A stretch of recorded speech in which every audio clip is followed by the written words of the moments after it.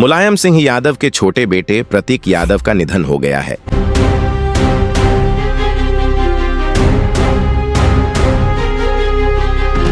दोस्तों, दौलत, शोहरत और उत्तर प्रदेश के सबसे ताकतवर यादव परिवार का रसूख बाहर से देखने पर यह जिंदगी किसी मुकम्मल सपने जैसी लगती है। लेकिन मई 2026 में इसी घराने से एक ऐसी खबर आई जिसने पूरे देश को सन्न कर दिया। 38 साल के बिल्कुल स्वस्थ और फिट युवा प्रतीक यादव का अचानक दुनिया छोड़ जाना महज एक दुखद मौत नहीं, बल्कि अनसुलझे सवालों का एक चक्रव्यूह बन गया है। आखिर कैसे एक फिटनेस आइकन की जान अचानक चली गई? पोस्टमार्टम रिपोर्ट में शरीर पर मिले वो 6 रहस्यमय निशान क्या गवाही दे रहे हैं? और उस 4 करोड़ रुपए की रंगदारी का सच आखिर क्या है? आज हम इन कड़ियों को जोड़ेंगे और आपको वो असली कहानी बताएंगे जो अब तक फाइलों में दबी थी। इसी तरह की और रहस्यमयी जानकारी प्राप्त करने के लिए हमारे चैनल ट्रू हिस्ट्री को आज ही सब्सक्राइब करें और बेल आइकॉन को प्रेस करें। जब भी स्वर्गीय मुलायम सिंह यादव या पूर्व मुख्यमंत्री अखिलेश यादव का जिक्र आता है तो हमारे जहन में सीधे सत्ता, जनसभाओं और राजनीति की एक सशक्त तस्वीर उभरती है। लेकिन प्रतीक यादव इस पूरी सियासी तस्वीर से बिल्कुल अलग थे। बड़े भाई अखिलेश जहां पूरे राज्य की कमान संभाल रहे थे और उनकी पत्नी अपर्णा यादव अपनी एक मजबूत राजनीतिक जमीन तैयार कर रही थीं, वहीं प्रतीक ने हमेशा खुद को इन सियासी मंचों और सार्वजनिक जीवन के शोर शराबे से बहुत दूर रखा। उन्होंने अपने लिए एक बिल्कुल अलग रास्ता चुना, रियल एस्टेट और फिटनेस का रास्ता। राजधानी लखनऊ में उनके द्वारा स्थापित किए गए आलीशान जिम और फिटनेस सेंटर राज्य के युवाओं के लिए एक बड़ी मिसाल थे। जो इंसान अपनी फिटनेस को ही अपनी सबसे बड़ी इबादत मानता हो, जिसकी हर सुबह पसीना बहाने और एक कड़े शारीरिक अनुशासन के साथ शुरू होती हो, उसका इस तरह अचानक चले जाना किसी भी आम इंसान के गले नहीं उतर रहा था। उनका यह शांत, एकांत प्रिय और अपने काम से काम रखने वाला स्वभाव ही उन्हें समाज में एक विशिष्ट आदर प्रदान करता था। वे महज एक राजनीतिक परिवार के सदस्य नहीं, बल्कि अपने दम पर खड़े हुए एक सफल उद्यमी थे। वक्त का पहिया अपनी गति से चल रहा था, लेकिन किसी को अंदाजा नहीं था कि 13 मई 2026 की सुबह इस परिवार के लिए इतनी भारी पड़ने वाली है। उस मनहूस सुबह अचानक प्रतीक यादव की सांसें उखड़ने लगीं। उन्हें सीने में जकड़न और सांस लेने में भयंकर तकलीफ का अनुभव हुआ। स्थिति की गंभीरता को देखते हुए उनके सहायकों और परिवार द्वारा उन्हें बिना एक पल भी गंवाए तुरंत लखनऊ के सिविल अस्पताल ले जाया गया। अस्पताल में मौजूद वरिष्ठ डॉक्टरों और आपातकालीन विशेषज्ञों की पूरी फौज ने उन्हें बचाने के लिए अपनी सारी वैज्ञानिक ताकत झोंक दी। आधुनिक चिकित्सा की हर संभव मशीन का इस्तेमाल किया गया, लेकिन होनी को शायद कुछ और ही मंजूर था। तमाम कोशिशों के बावजूद उनके शरीर ने प्रतिक्रिया देना बंद कर दिया और डॉक्टरों को भारी मन से उन्हें मृत घोषित करना पड़ा। उस एक पल ने न केवल एक परिवार की खुशियां छीन लीं, बल्कि पूरे प्रशासनिक महकमे में एक अजीब सी खामोशी पैदा कर दी। आखिर इतने स्वस्थ शरीर को अचानक क्या हुआ था? मेडिकल साइंस ने पोस्टमार्टम के बाद मौत का जो कारण बताया, वह अपने आप में बेहद चौंकाने वाला था।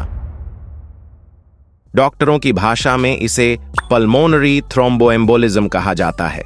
आसान और आम भाषा में समझें तो यह शरीर के भीतर घटने वाली एक ऐसी जानलेवा स्थिति है जिसमें इंसान के पैरों की गहरी नसों में खून का एक थक्का बन जाता है। इसे डीप वेन थ्रोम्बोसिस कहते हैं।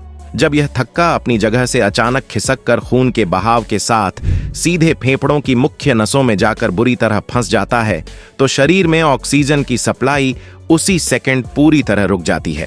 हृदय की गति तुरंत थम जाती है और इंसान को संभलने या इलाज का एक छोटा सा मौका तक नहीं मिल पाता। विज्ञान की नजर में यह एक प्राकृतिक लेकिन पलक झपकते ही जान ले लेने वाली खामोश मौत थी। यह एक ऐसा अदृश्य दुश्मन था जिसने शरीर के अंदर ही अंदर अपना जाल बुन लिया था। कहानी यहाँ खत्म नहीं होती, बल्कि इस मामले का असली रहस्य तो यहीं से शुरू होता है। जब फॉरेंसिक डॉक्टरों के पैनल ने पोस्टमार्टम की विस्तृत रिपोर्ट तैयार की, तो उसे देखकर पुलिस के आला अधिकारियों के भी होश उड़ गए। उस आधिकारिक रिपोर्ट में बहुत ही स्पष्ट शब्दों में यह लिखा था कि प्रतीक यादव के शरीर पर, खासकर उनकी छाती, कोहनी और कलाई के आसपास कुल 6 चोटों के सूक्ष्म निशान मौजूद हैं। विशेषज्ञों ने अपनी वैज्ञानिक पद्धति से यह साबित किया कि ये चोटें मौत वाले दिन की बिल्कुल नहीं हैं, बल्कि ये मौत से लगभग 1 से 7 दिनों के अंदर की है। अब सबसे बड़ा और जायज सवाल यह खड़ा हुआ कि इतने भारी सुरक्षा घेरे और वीआईपी माहौल में रहने वाले 1 अरबपति कारोबारी के शरीर पर ये चोटें आखिर कैसे लगीं? क्या ये जिम में अत्यधिक भारी वर्कआउट के दौरान लगी सामान्य चोटें थीं, या फिर इनके पीछे कोई बहुत गहरी साजिश छिपी थी? इसी शक के आधार पर लखनऊ पुलिस ने तुरंत उनके निजी कमरे को पूरी तरह सील कर दिया और वैज्ञानिक साक्ष्यों के लिए उनका मोबाइल फोन और लैपटॉप फॉरेंसिक लैब भेज दिया। जैसे जैसे पुलिस की जांच की सुई आगे बढ़ी, दस्तावेजों से एक ऐसा पन्ना खुला जिसने सबको हैरान कर दिया। ये पन्ना साल 2025 में लखनऊ के एक पुलिस स्टेशन में दर्ज की गई एक एफआईआर का था। सरकारी रिकॉर्ड्स के मुताबिक प्रतीक यादव पिछले काफी समय से एक बहुत बड़े व्यावसायिक विवाद के कारण भयंकर मानसिक दबाव झेल रहे थे। उनका अपने ही एक पूर्व बिजनेस पार्टनर से गहरा विवाद चल रहा था। बात सिर्फ व्यापार में धोखे की नहीं थी, बल्कि वह पूर्व पार्टनर प्रतीक यादव को लगातार ब्लैकमेल कर रहा था। वह उनसे लगभग 4 करोड़ रुपए की भारी भरकम राशि की जबरन वसूली यानी रंगदारी मांग रहा था और उन्हें गंभीर परिणाम भुगतने की धमकियां दे रहा था। चिकित्सा और मनोवैज्ञानिक विशेषज्ञों का यह साफ मानना है कि लंबे समय तक चलने वाला यह खौफनाक मानसिक तनाव इंसान के शरीर को अंदर से पूरी तरह खोखला कर देता है। अत्यधिक और निरंतर तनाव से न केवल ब्लड प्रेशर बिगड़ता है, बल्कि शरीर के भीतर खून के थक्के बनने की रासायनिक प्रक्रिया भी कई गुना तेज हो जाती है। पुलिस अब इसी एंगल से बहुत बारीकी से जांच कर रही है कि क्या उस रंगदारी के भारी दबाव और उन 6 रहस्यमय चोटों के बीच कोई बहुत गहरा संबंध है। फिलहाल लखनऊ पुलिस की स्पेशल इन्वेस्टिगेशन टीम दिन रात इस संवेदनशील मामले की एक-एक कड़ी को जोड़ने में लगी हुई है। एक पारदर्शी और लोकतांत्रिक व्यवस्था में यह बहुत जरूरी है कि सच्चाई बिना किसी दबाव के सामने आए। फॉरेंसिक लैब की अंतिम डेटा रिपोर्ट, पोस्टमार्टम की रासायनिक व्याख्या और उस पूर्व पार्टनर से की जा रही कड़ी पूछताछ के बाद ही इस पूरी घटना का असली सच देश के सामने आ पाएगा। 38 साल के एक होनहार युवा का इस तरह चले जाना समाज के लिए भी एक बहुत बड़ी क्षति है। अब हर किसी की नजरें केवल और केवल पुलिस की अंतिम और निष्पक्ष जांच रिपोर्ट पर टिकी हुई हैं। प्रतीक यादव के लैपटॉप से मौत का कोई बड़ा राज खुलने की बात पूरी तरह से अपुष्ट और भ्रामक है।